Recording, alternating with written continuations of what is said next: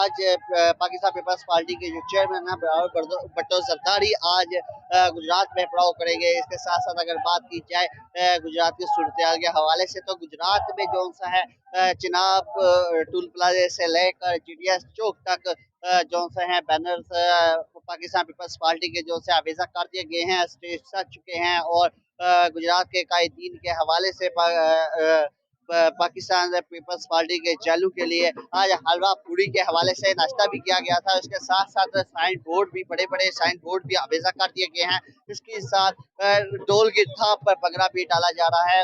غربت ختم، اب ہم پاکستان یورپ انویٹ کرنے کے لیے تیار ہے۔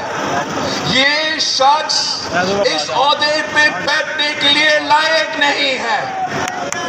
اس نے جو نقصان آپ کا مسائل سمجھیں گے، جب بھی آپ مشکل میں ہیں تو وہ خود مشکل میں پڑیں گے، وہ آپ کے پاس پہنچیں گے، آپ کے مسائل حل کرنے کی کوشش کریں گے۔ قائد عوام نے اس ملک کا ترقی کا بندوبست کیا، قائد عوام نے معیشت کا ترقی کا بندوبست کیا، قائد عوام نے نہ صرف اپنا ملک کا قیادت کی مگر پورا مسلم امت، دنیا بھر کا پہچان سلیکٹڈ وزیر